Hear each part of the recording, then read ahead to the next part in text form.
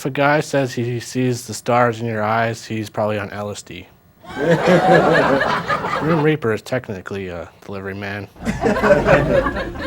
How to make a Vine video. Find something mildly annoying and overreact.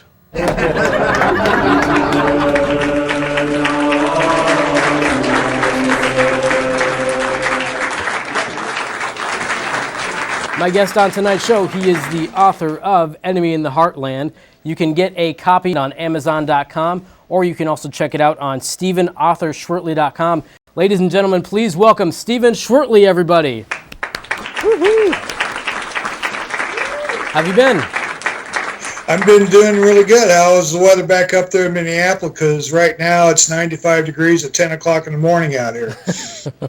It's hot and cold, basically. That's the best way to describe it.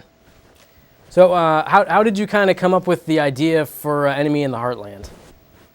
Well, 2 years ago today, I had a stroke, and after the stroke, I suddenly found myself unemployed, no longer a national sales manager, and so my wife said, why don't you write a book?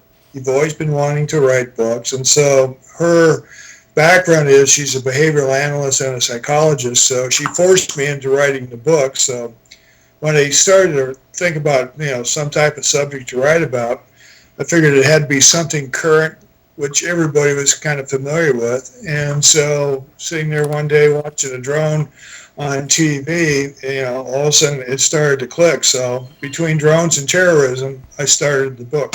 Okay, so this isn't based off anything you lived through then. It's just you put two ideas together and made a story out of it. Yeah, one of the funniest questions I always get asked when I'm doing an interview is this book fiction? I'm always going, I hope it is, because otherwise you'd be reading about it in the papers. Yeah, I mean, would that ever happen if, something like this did actually happen? Then suddenly your book would be nonfiction.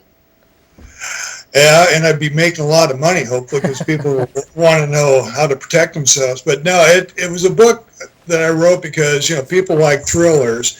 And I've always been like a Tom Clancy fan or a Clive Plusser fan, and always liked the high-tech thriller. So I kind of gravitated towards that when I started to write the book. Okay, so is this something you would ever consider turning into a motion picture?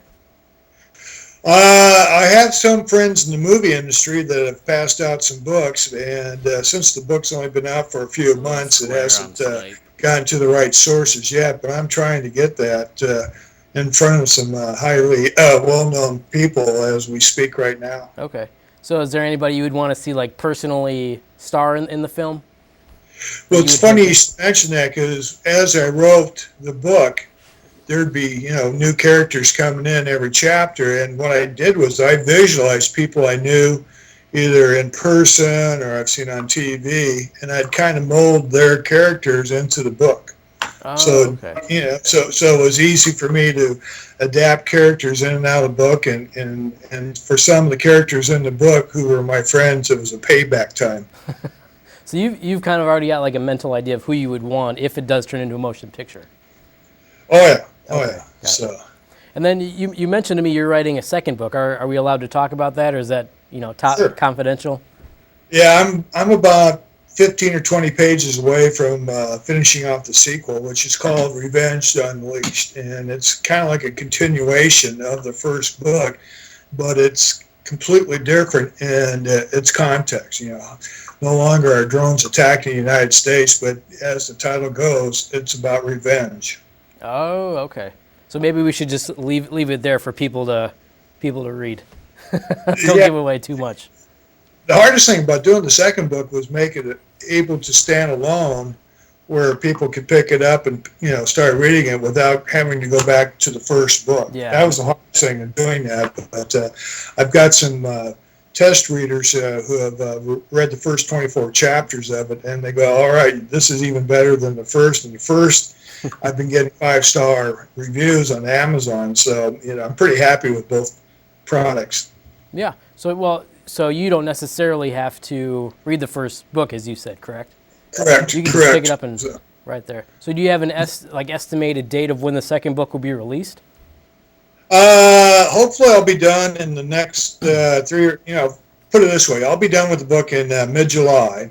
And then I have to go through, an editor and a proofreader and then cover design and stuff. So, but unlike the first book, I've got those people already in place. So they're looking for more work to do with the second book here. So Okay. I would say by mid-August, 1st September, the second book will hit the stands. So mid-August, we can finally see the sequel to Enemy in the Heartland.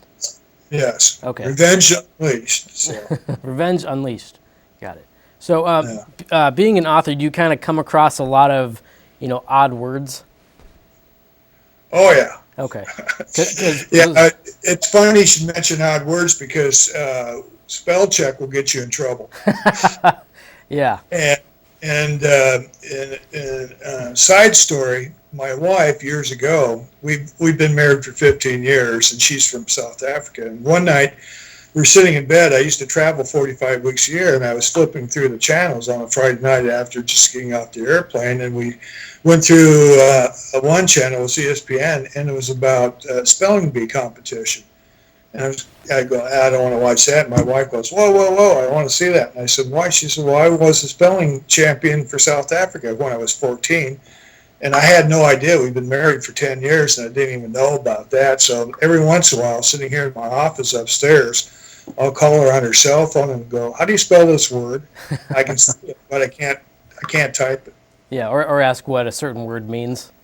I do that a lot, yeah. Well, we have kind of a weird word association game. It's not really a game.